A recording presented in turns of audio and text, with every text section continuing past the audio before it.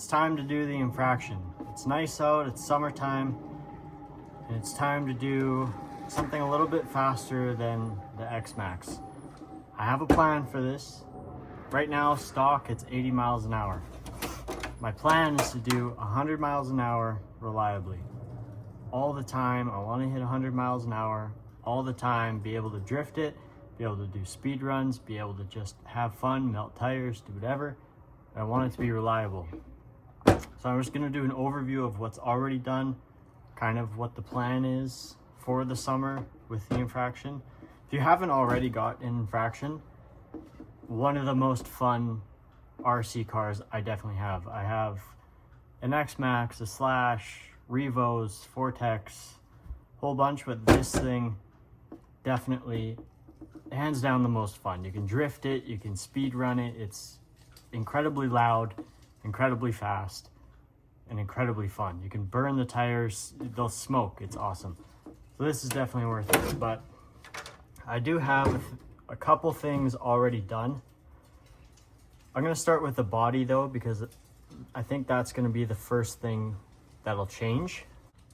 So first thing with the body, there is some modifications already done to it for cooling and a little bit of aero that I'm trying to do. But in reality, this is a truck body. You're not going to get that much aero out of it. Now, when I first got it, I was learning how to drive it, and if you can see here, I hit something, either a curb or a tire from a car or something. I hit something going really fast.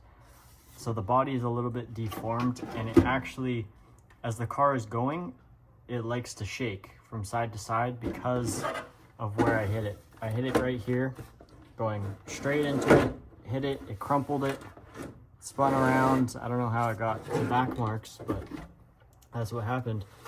And it doesn't sit flush anymore. So right on the bottom here, this whole side was crumpled. And now this lip sits a little bit higher up. So I think when it catches air, it likes to fishtail a little bit. So the body is going to be the first thing, but I'll show you what I've done because there's not a lot of videos on these infractions about cooling. These things run pretty hot when you're doing speed runs all the time, especially with the high speed gearing. So right off the bat, these little inlets, I cut those guys open. Cut these guys open right off the bat. That actually helped pretty significantly for cooling. And then just recently, I haven't even tested this, but if you can see that there, maybe you'll see it this way. I just cut the grill out, right? So that's forced air in, but with an inlet, you need an outlet or else it's just a big parachute. So I also did this guy here, but now it's flimsy. I did not think ahead. I should have left the center brace, but it's flimsy. But hopefully, what I was hoping is the air would come in and it wouldn't get captured up here because this is a massive parachute, and that it would get sucked out onto the wing, create some downforce in the rear. And then I opened up, this used to be a license plate frame. I opened that up just so there's any excess air can get drawn through. A bigger exit compared to a smaller inlet creates suction. Any air hopefully will get sucked out. I know it's not fully CFD'd and done properly, but for now it's good because I'm planning on getting a new body. I also seen some guys did the side intakes. So your motor sits pretty flush to this, same as your ESC on the other side. I just did some mesh, just a quick cut that out, put mesh in it, just so no rocks and crap get in there, because the gearing is wide open, so I didn't want any rocks. But cooling wise, without the front, the rear, and the license plate, these two and the sides were good enough. I'm not drifting it the whole time. I went through 3 sets of tires already, so for now it's good, but hopefully with this front, rear, and the license plate, we'll get a lot more cooling. But either way, this body is on its way out. There's a new one coming soon, But that's a whole part of the 100-mile-an-hour plan, is to do better aero, better cooling, because this is not very aerodynamic. It's basically a big parachute from here back. This creates too much downforce. You can cut it. It has all these different cutting slots, but this will just be a basher body that I can drift, I can run rough, I can do whatever. This is going to be the basher body, so I'm not too fussed on the way it looks or anything. You know, obviously dents and everything, I don't really care. One thing I do want to mention is this is 18-pound Velcro, because it fits my GPS for speed runs. So this guy here is the GPS that I run, Sky RC. Everyone says that it's super accurate. You get a nice app if you ever watch speed runs of these guys. They'll put it on track, move it back and forth, see that it's reading, do their speed run, come back, stop, read, and then you see your times. If you haven't looked into Limitless or Arrma Infraction or Felony speed runs, they're all the same car. It's all the same. But look into it, because everyone uses these and they're super accurate. So I have these Velcro pads. On basically everything. You just stick it on, and I mean, this Velcro is tough. This does not come off. You stick it on, it's not coming off. You can take it off quick, charge it. It's actually a perfect solution. I run this on everything, my Slash, my Infraction, my X-Max, everything that I use this GPS for. 3M 18-pound Velcro, the best solution ever for this. You can stick it anywhere rather than getting a mount on your car, blah blah blah. Velcro works amazing. Okay, so now moving on to the car, it's obviously there are some parts that aren't stock, but there's not too much done. There's nothing speed related. It's only kind of making it more bulletproof and a little bit more aerodynamic. Same with the mud guards here. If you don't run these mud guards, tire guards, fender flares, whatever, fenders, there is just going to be so much rubber and so much dust in here. I mean, this guy was stored over the winter, so it's all coated WD-40, it's all clean, it's good. But without these guards, I think they're $10 to $15, $20 Canadian on Scorched RC. I highly recommend Scorched RC. I mean, this car probably has 400, roughly, if I can remember right, Canadian dollars put into it already. I know it probably doesn't look like that, but it does have a couple parts that do make a big difference, actually. So, firstly, fender flares, they're an absolute must. You definitely need these. Second, I got the extended carbon fiber, like, I don't even know, side skirts, I guess. So I got these on both sides. I also did the front carbon fiber, which I will actually have to replace because this fits the stock body fine. But I'm planning on going to I think it's the 765 McLaren body. So I'll have to get the new front splitter just so it doesn't look weird and poke out. But either way, I mean, this thing is solid. I was kind of scared that it would splinter, because carbon fiber splinters, if you've never had one, really suck. It's like 10 splinters at once because it opens up. I was actually kind of scared that this would happen, because this, with all the downforce, sometimes you hit a little bump, it catches on this and it rips it open. But this guy is held up actually phenomenally. It's really good. Highly recommend all the carbon fiber parts from Scorched RC as well.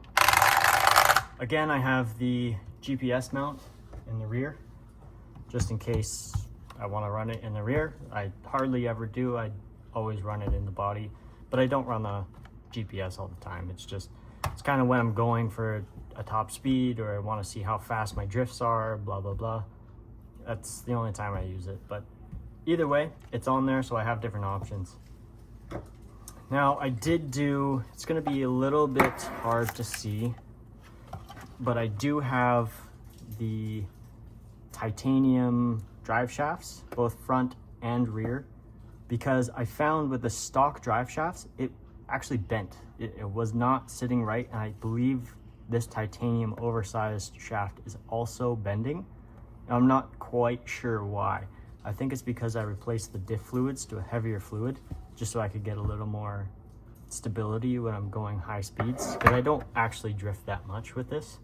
It's only when I have, you know, my tires are down to their last bit, and then I'll go drifting and just finish the tires off. But it's nice to have the option. That's why I want to keep the handbrake in there, which actually works phenomenally. It's super fun to do.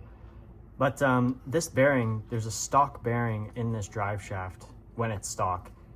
That bearing fails within 1-2 runs. It's not designed well, in my opinion. So I upgraded titanium front, titanium rear. They're lighter weight, more or less centrifugal force put into the whole system, easier on the motor, easier on all the drivetrain components, ESC, everything.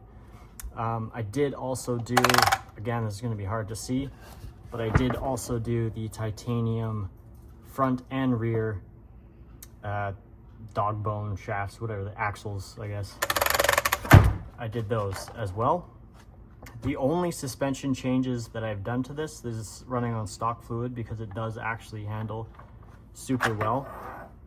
I have never had an issue with the suspension. I believe I stiffened up the rear barely anything. I just stiffened it the smallest amount, because I found with this body, it was pushing it down, especially with the high-speed gear. It would push it down and then it would almost drag, but any bump, any tiny pebble, it would hit. So I just stiffened it a little bit so it doesn't squat quite as much. Other than that, completely stock. I forget the diff fluids. I think I'm running 80K and 80K in the rears, if I changed it at all. I can't remember, honestly.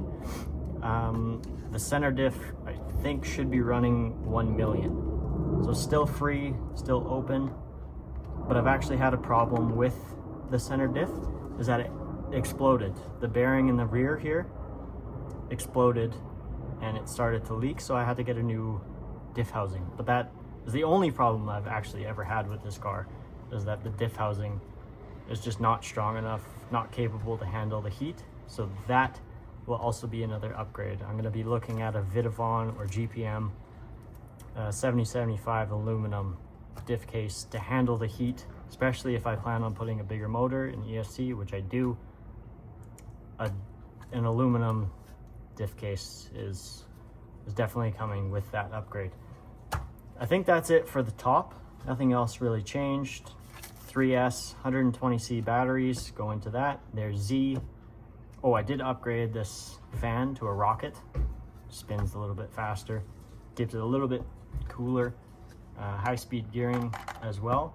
It pushes, I believe I'm getting 77 to like 85 miles an hour. I will go out and test this before I do any other modifications to it, but I believe that's what I'm running. But that was fairly new. I just recently did that upgrade. But onto the other side, I do have a little bit more done to this as well. So obviously carbon fiber side skirts, carbon fiber fronts. I do have the inner wheel well. They're a little bit aero, a lot for dust that kicks up.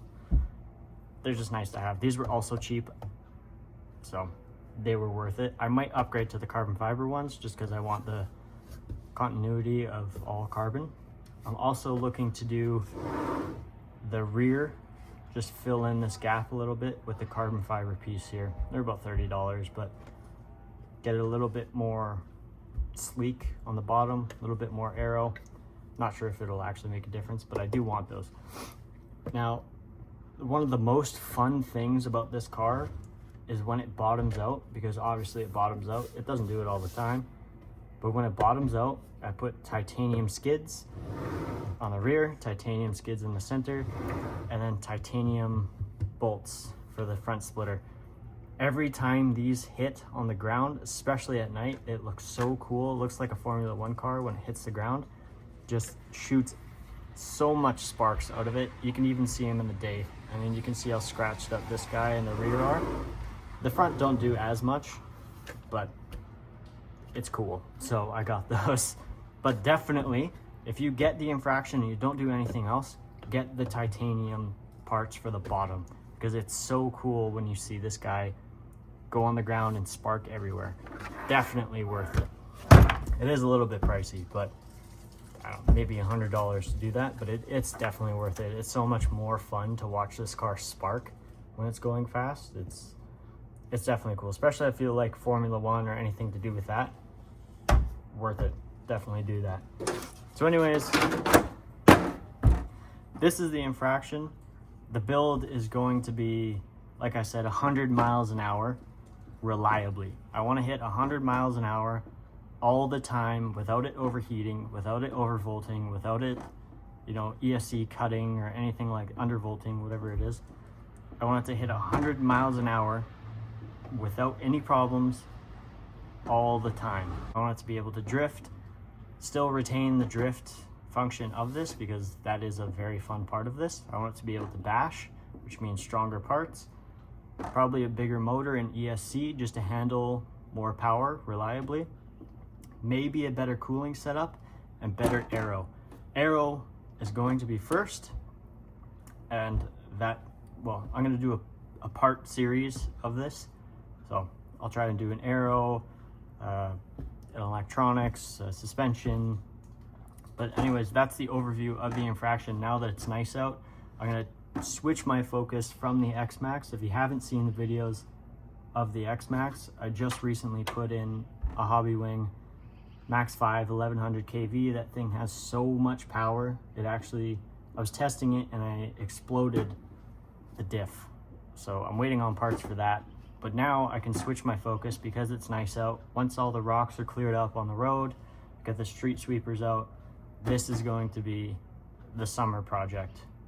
So anyways, if you haven't already, subscribe, because I will be doing a series on this. I'm sure I will be doing more X-Max videos and maybe some Slash, Revo, stuff like that, but it'll be the odd occasion. But with this, a series is coming, and the end goal, 100 miles an hour, reliably. Yeah, thanks for watching. If you do enjoy it, like I said, subscribe, because more is coming out. Also, give it a like just to show some support and say, I like what you're doing, or I don't like what you're doing. But anyways, do what you gotta do. Thank you for watching.